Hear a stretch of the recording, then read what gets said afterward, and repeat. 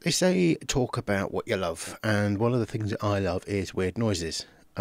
Right from the days of me listening to Aphex Twin in the 90s, to when they started to instill in Radiohead, or he started to instill in Radiohead, that kind of kid A mentality of making weird and peculiar sounds. It's something that's always been a major love for me. So, as such, I'm going to start doing a kind of mini series that's unscripted, not very flash, as you can tell, about VSTs that you can get that will add something different, something odd, something peculiar to your sound.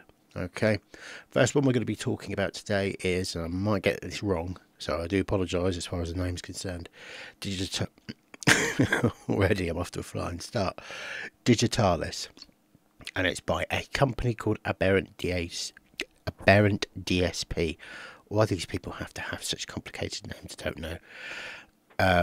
Go and check them out on the website. You can Google it.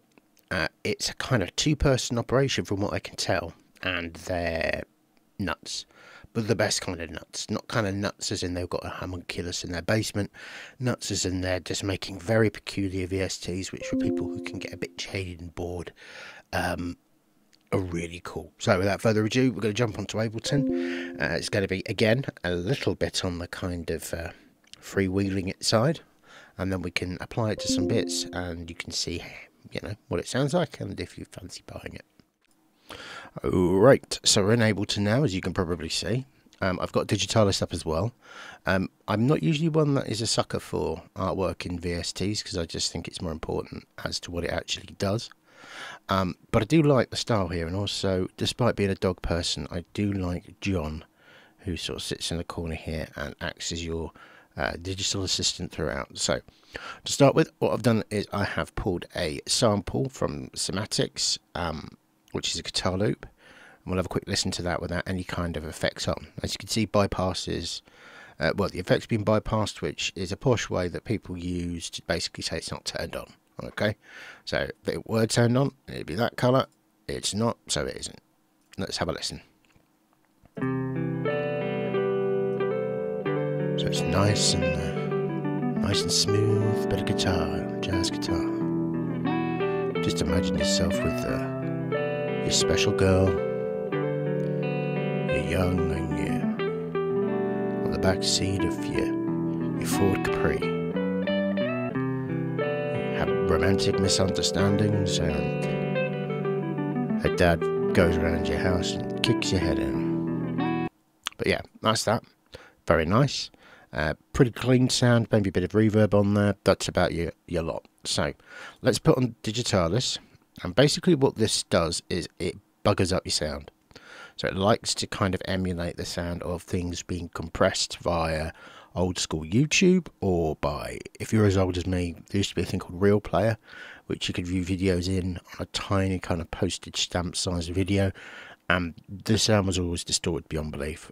But you know, bloody hell, a few years prior to that we were still dealing with 4 colours, so you weren't looking at a gift horse in the mouth. So I'm going to play it again, and I'm going to start adding some sound.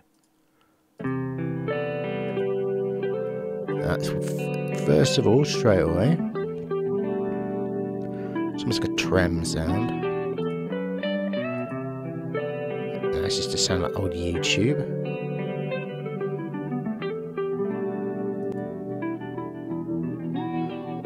I like that one.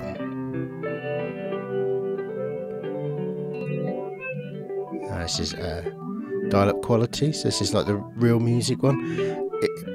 As I mentioned before, if you're my age, this is going to really hit home. Have a listen to this and think about when you used to listen to music or videos through Real Player.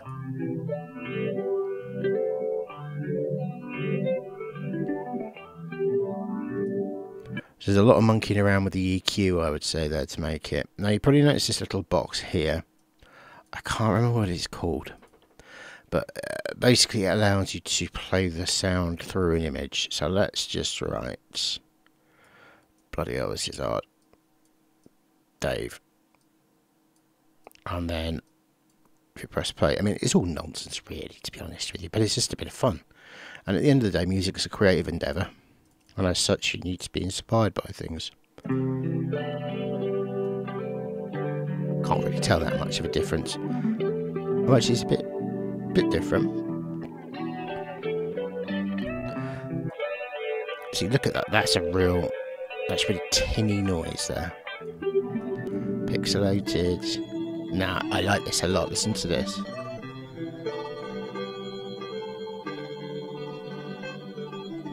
Now, that reminds me of kind of Kid A era Radiohead. They use a robotic function. This is a very compressed sound.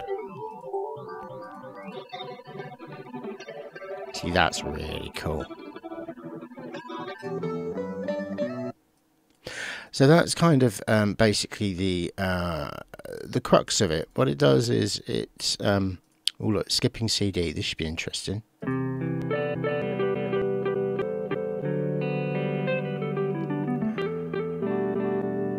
That's a really nice sound. That so it's like a repeated delay at various points. It reminds me quite a bit of some of the guitar work from early Block Party. They used to use that kind of thing. Now, the purpose of this really is to add texture and difference in your tracks. Now, what I like to do is, say for example, this was playing out at the end of a track and I was trying to build up for something, I would play with the mix level and I would get it becoming gradually worse or gradually more noticeable. So if we go death metal, what does that sound like? Maybe move it on. Yeah, see, that's quite harsh, isn't it? So let's move this to about half the length so I'm not wasting your time. So what we're going to do is we're going to go to mix, get that suggested there, get that selected. Now we're going to put the first point of the mix on 0, and that will just give us a clean version, and then we're going to slam that right up. So have a listen to this. Imagine this is at the end of the track and there's other instruments and stuff, and then you just want to give it that little bit extra flavour just to make it sound a bit different. So here we go.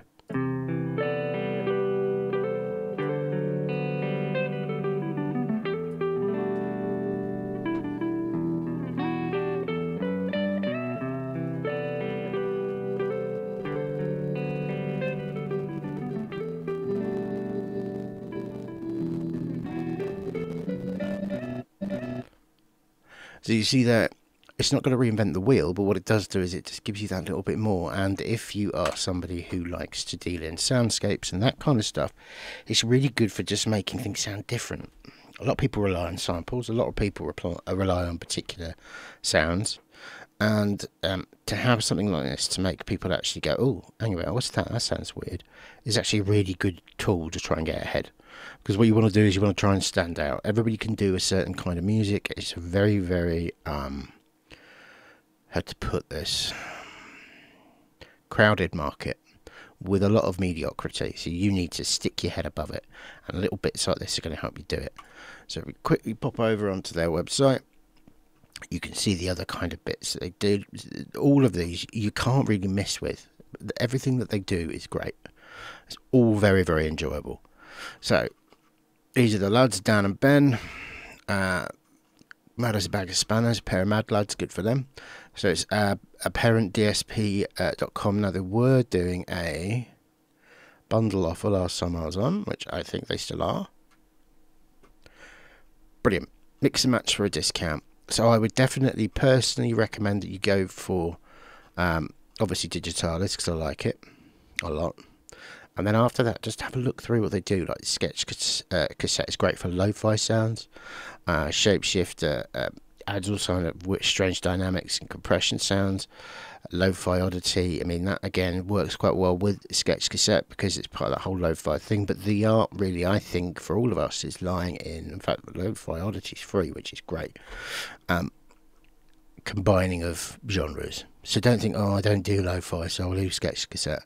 Well, you know, if you do metal, or you do happy hardcore or something extreme like that, why not slap on a bit of lo-fi sound at some point? Because I bet you not many other people are doing it, and that's going to make it interesting.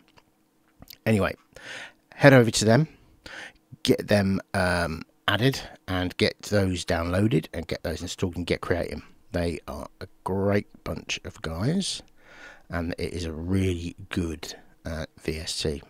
So that's all from me. Have a lovely day, take good care of yourself, and see you later. Bye bye.